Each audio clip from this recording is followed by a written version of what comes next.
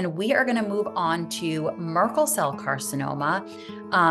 The first talk for Merkel cell carcinoma was scheduled to be given by Dr. Monty Thakoria, and she is the co-director of the Merkel Cell Center for Excellence.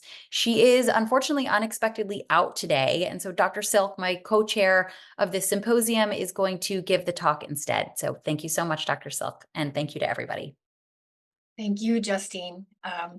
So I'll be giving the first of 3 Merkel cell related talks. I'm just going to share my screen. So this talk is about the diagnosis of Merkel cell carcinoma and the next steps. So where does this rare neuroendocrine tumor occur? It can be anywhere on your skin. In most cases, 86% of cases, there is a skin tumor. However, in 14% of cases, it's what's called unknown primary, meaning there's no skin tumor, but the tumor, the Merkel cell tumor, comes in a lymph node first. So on this picture here, you can see that this person has open circles in their lymph nodes, in their neck and their underarms and their groin. They're unknown primary, and the filled closed black circles are the primary skin tumor. So you can see the abundance of them on the head, neck, scalp, and face. That's 29% of cases. And then the lower and upper limbs are next. They can occur anywhere on the trunk. 5% occur on the buttocks, believe it or not, and a small percent on the vulva. So, what else could a lump or bump be besides Merkel cell carcinoma? It could be a lot of things. There's other malignant tumors, there's benign things, including very simple things. So something like this has to be evaluated by a dermatologist for a skin biopsy, which is the key to diagnosis. This is a classic Merkel cell carcinoma. It's on the nose, so that's a common site already.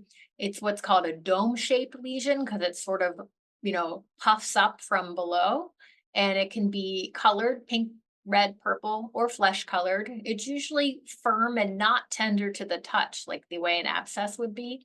And it's characterized by rapid growth. So these are much faster growing tumors than a squamous cell or a basal cell, for example.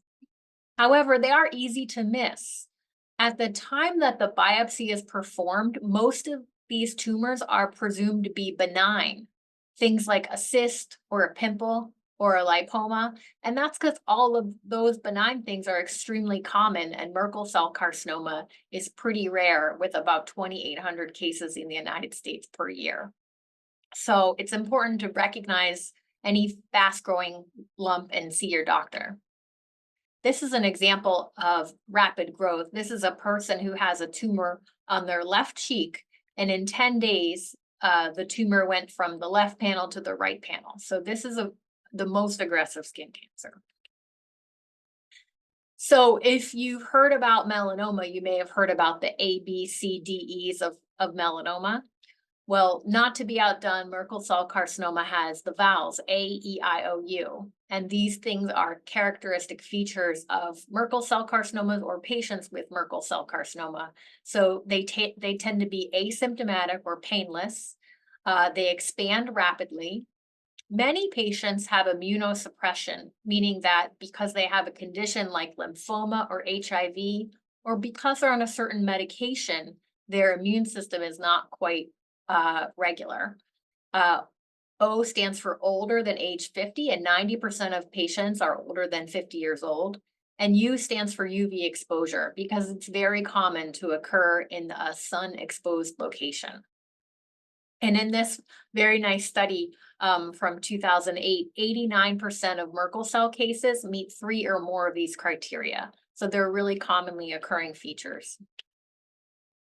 For an examination, it's important not just to look at a person, but to feel their skin and draining lymph nodes. This is Dr. Thakoria's patient. She could feel another lesion under the skin in this cheek and another lesion below the earlobe. So this tumor can spread quickly, and it's important to get a good physical exam.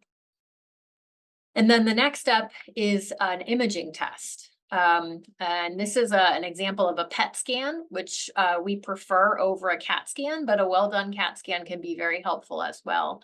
This is an example of a patient who had the tumor here on the right hip, but unfortunately, they also had a skin spot up here and some lymph nodes in the abdomen.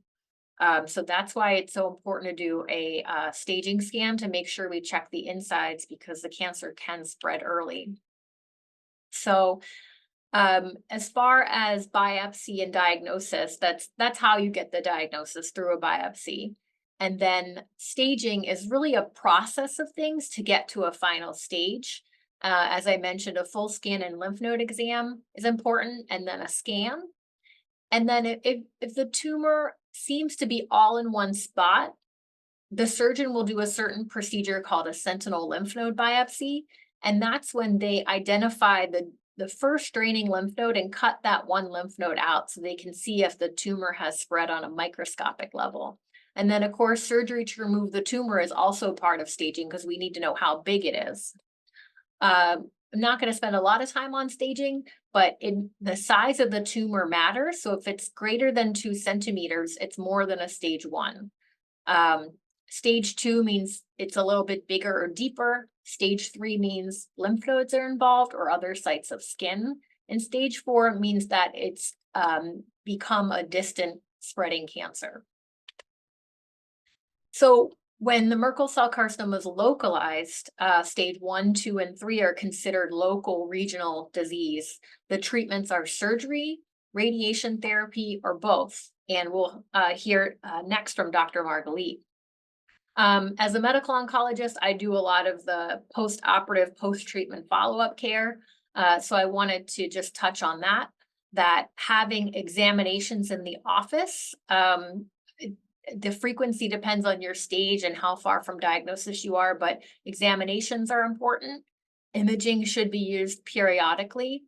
And in some centers, we're doing specialized Merkel cell carcinoma blood testing, 2 different technologies. One is an antibody against the oncoprotein, which is in virally mediated Merkel cell carcinomas, and another one is a circulating tumor DNA test. So these are some things that are done in follow-up to try to make sure that the patient is staying cancer-free, or if they're having a recurrence, that we're detecting it early. So I wanted to show you a PET scan and how important it is, but also discuss the limitations of a PET scan. The lower limit of detection is approximately 7 millimeters, which is half the size of a dime. So that's why it's important to also get your skin examined very carefully by a dermatologist to make sure that you're not missing anything. This is a patient, you can see he has post-treatment changes of the spot that's almost down near the left ankle where it looks like he had some surgery and radiation. And then this new dot appeared. And on its surface, it doesn't look like much. It kind of looks like a mosquito bite, but it's important to recognize that this can be a sign of a cancer reoccurrence, which is called an in-transit metastases, because it's sort of in transit on its way to the lymph node. This is another example of a follow-up patient who had the scar here and then a sort of a new bump here. So that's why physical exams are important. Sometimes patients ask me, well, I had a PET scan. Do I need to come in for a physical exam? And the answer is yes, because the technology of the PET scan and the methodology of a physical exam can be good for different things. And this is a patient who actually has multiple cutaneous metastases across the chest for Merkel cell carcinoma, which was picked up by physical exam and not by PET scan in this patient because he didn't have a PET scan recently. So to close, I'll leave you with some take-home lessons. Remember the AEIOU that characterizes Merkel cell carcinoma patients. The key to diagnosis is skin biopsy or lymph node biopsy in the case of unknown primary patients. And staging is actually a process that includes multiple steps. And after treatment, patients should have checkups for up to 5 years because of the risk of recurrence. Okay, so with that, I will stop sharing.